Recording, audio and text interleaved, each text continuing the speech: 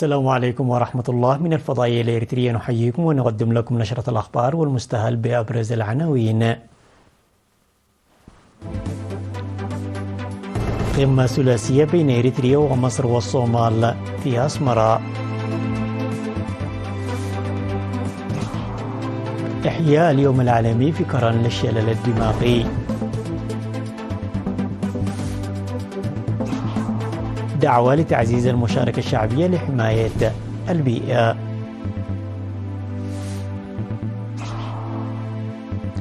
نزوح قرابة 1,000,000 شخص في جمهورية الكونغو الديمقراطية هذا العام.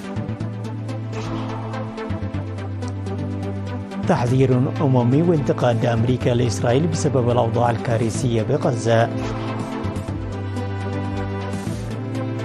كوريا الشمالية تتعهد بإغلاق الحدود مع كوريا الجنوبية وبناء دفاعات. إلى التفاصيل. التقى الرئيس إسياس أفورقي اليوم في أسمرة رئيس جمهورية مصر العربية عبد الفتاح السيسي وبحث العلاقات الثنائية والقضايا ذات الاهتمام المشترك. كما عقد رؤساء إريتريا ومصر والصومال مباحثات ثلاثية تناولت مجمل الأوضاع في المنطقة وخاصة الأوضاع في الصومال. التفاصيل في سياق التقرير التالي. استقبل الرئيس إسياس أفورقي بقاعة هجر في 10 من أكتوبر الجاري رئيس جمهورية مصر العربية عبد الفتاح السيسي، وبحث الرئيسان العلاقات الثنائية وسبل تطويرها والقضايا الإقليمية والدولية ذات الاهتمام المشترك.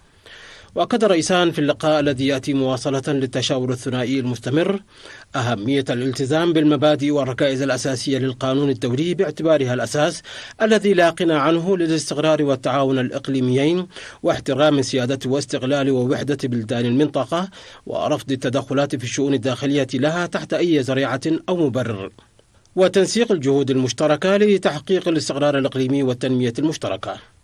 واتفق الرئيسان على تعزيز التعاون الثنائي في مختلف المجالات تحقيقا لتطلعات الشعبين نحو التنمية والازدهار وتعميق وتكثيف التشاور السياسي بين البلدين حول مختلف القضايا الإقليمية والدولية والتطورات الجيوسياسية ذات الاهتمام المشترك من خلال تدشين لجنة تشاور سياسي على مستوى وزيري الخارجية تجتمع بشكل دوري. وعقد رؤساء إريتريا ومصر والصومال قمة ثلاثية حول الأوضاع في الصومال بالنظر إلى التطورات الإقليمية والأزمة في السودان وتداعياتها الإقليمية، وكذلك التعاون بين دول حوض البحر الأحمر وباب المندب في ضمان الأمن والاستقرار في المنطقة. وفي البيان المشترك الذي خرجت به القمة الثلاثية اتفق الرؤساء الثلاث على تطوير وتعميق التعاون والتنسيق بين الدول الثلاث من أجل تعزيز إمكانات مؤسسات الدولة الصومالية لمواجهة مختلف التحديات الداخلية والخارجية، وتمكين الجيش الفيدرالي الصومالي الوطني من التصدي للإرهاب بكافة صوره وحماية حدوده البرية والبحرية وصيانة ووحدة أراضيه. وعرب رئيس جمهورية مصر العربية عبد الفتاح السيسي عن شكره وتقديره لدعوة الرئيس إسياس أفورقي وحفاوة الاستقبال الأخوي الحار.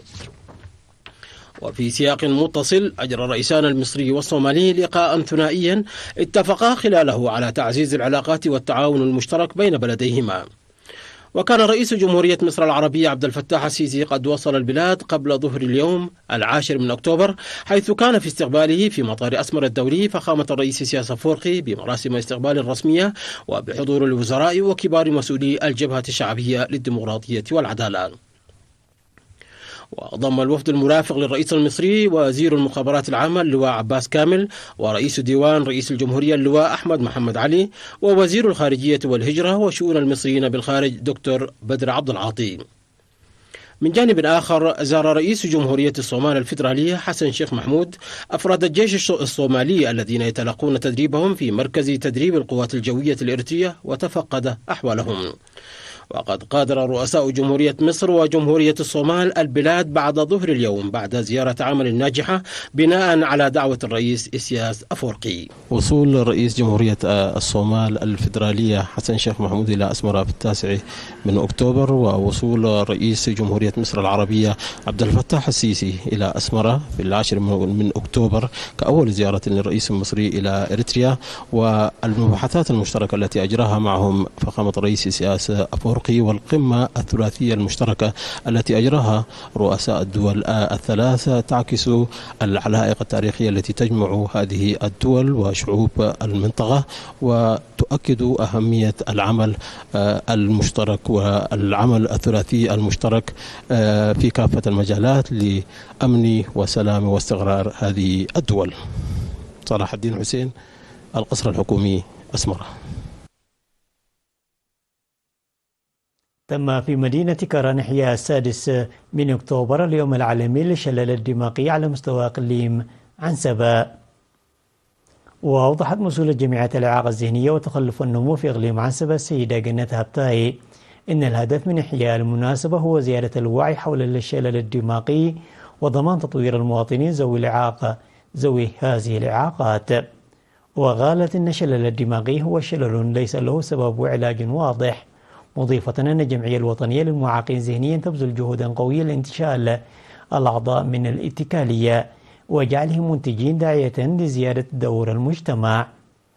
وأوضح مسؤول التعليم في إقليم عنسبة الأستاذ كفلاي عند ميكائيل أن العمل جاري لضمان جلوس المعاقين في مائدة التعليم، مشددا على أهمية المشاركة الشعبية لتوعية وتعليم المعاقين.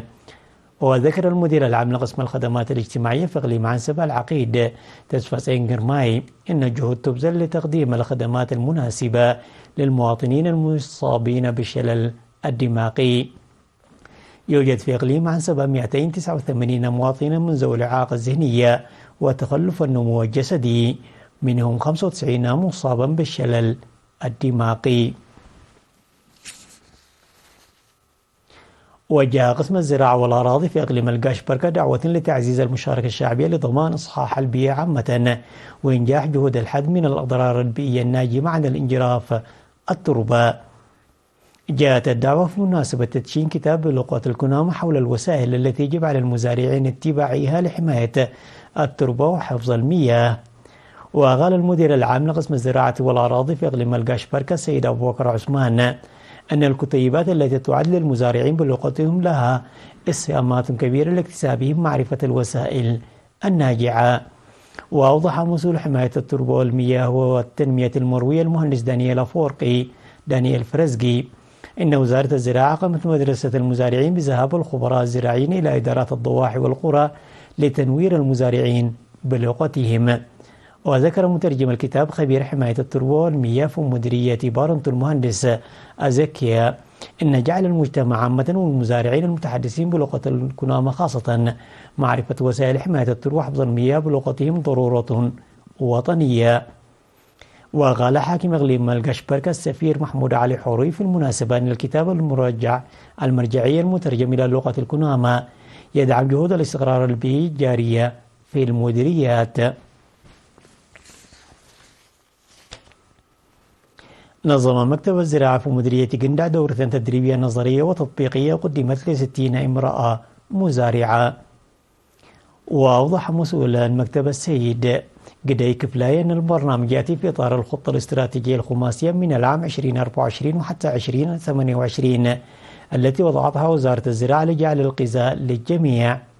وقال ممثل مدرسة المزارعين في قسم الزراعة بإقليم شمال البحر الأحمر السيد فتحاوي موسيه والمشرف على تدريب خبير تربية الدجاج السيد يمان كيلان أن التدريب شمل تربية الدجاج والبقر وتنمية النباتات والفواكه. وقال مدير مديرية قندع السيد عمر يحيى في مراسيم اختتام الدورة التدريبية أن الدورة التدريبية التي يقدمها خبراء الزراعة تساهم كثيرا في الارتقاء معارف المزارعين، ويجب على المواطنين اتباع التعليمات الإرشادية لإنتاج الغذاء المتكامل والحصول عليه بأسعار مناسبة. الأخبار العالمية بعد فاصل قصير، تفضلوا بالبقاء معنا.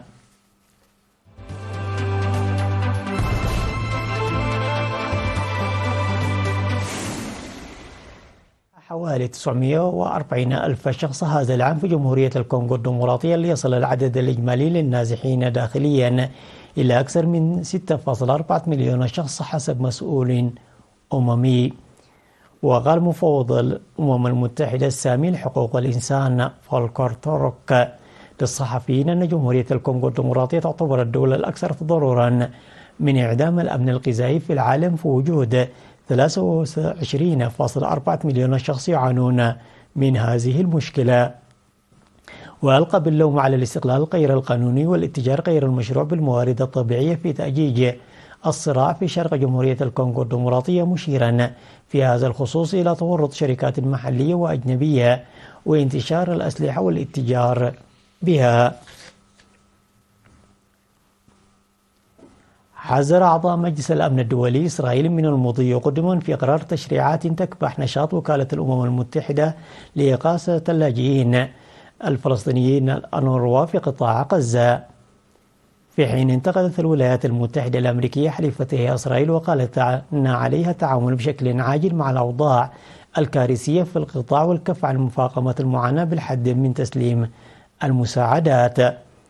ووافقت لجنة الشؤون الخارجية والدفاع في البرلمان الإسرائيلي الكنيسة على مشروعي قانونين يهدفان إلى أنهاء أنشطة وكالة الأونروا ومزاياها في إسرائيل، في خطوة سارع الأمين العام للأمم المتحدة أنطونيو غوتيريش إلى التنديد بها. وإلى جانب الولايات المتحدة تعرضت إسرائيل لانتقاد شديد كذلك من سفيرة بريطانيا لدى الأمم المتحدة والسفير الفرنسي وسفير الجزائر لدى الأمم المتحدة، الذي تشغل بلاده حاليا مقعدا غير دائما في مجلس الأمن. قالت كوريا الشمالية أنها ستغلق حدودها بشكل دائم مع كوريا الجنوبية وستبني هياكل دفاعية أمامية مع التعامل مع هستيريا المواجهة من قبل القوات الكورية الجنوبية وكذلك الأمريكية. في حين كانت هذه التحركات الكورية الشمالية على الأرجح تكتيكا للضغط، فمن الغير المرجح كيف ستؤثر على العلاقات مع كوريا الجنوبية، حيث تم إيقاف السفر والتبادلات عبر الحدود لسنوات.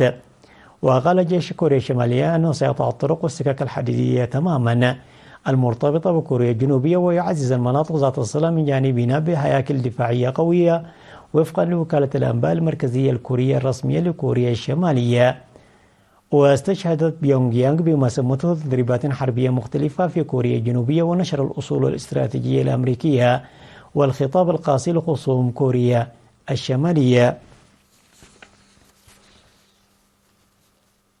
يأمل 2 من الفائزين الثلاث بجائزة نوبل في الكيمياء الذين كفوا لكشفهم أسرار البروتينات بالاعتماد على الذكاء الاصطناعي أن تتيح أبحاثهم تقدما علميا مسهلا وصحة جيدة للناس والتوصل إلى أدوية، لكنهم حذروا من إساءة استخدام الذكاء الاصطناعي. وتمكن الأمريكيان ديفيد بيكر وجون جامبر والبريطاني ديميس هاسبيس من فك رموز هياكل البروتينات. وقال جامبر خلال مؤتمر صحفي في لندن مع ديميس هاسبيس أن هذه الجائزة تمثل الوعد في علم الأحياء الحسابي. وتمكن بيكر وجامبر وهاسبيس من فك رموز هياكل البروتينات إذا تلعب جزيئات دورا أساسيا في كل وظائف الكائنات الحية تقريبا. تذكير بالعناوين مرة أخرى. قمة ثلاثية بين إريتريا ومصر والصومال في أسمرة. إحياء اليوم العالمي للشلل الدماغي في كران. دعوة لتعزيز المشاركة الشعبية لحماية البيئة.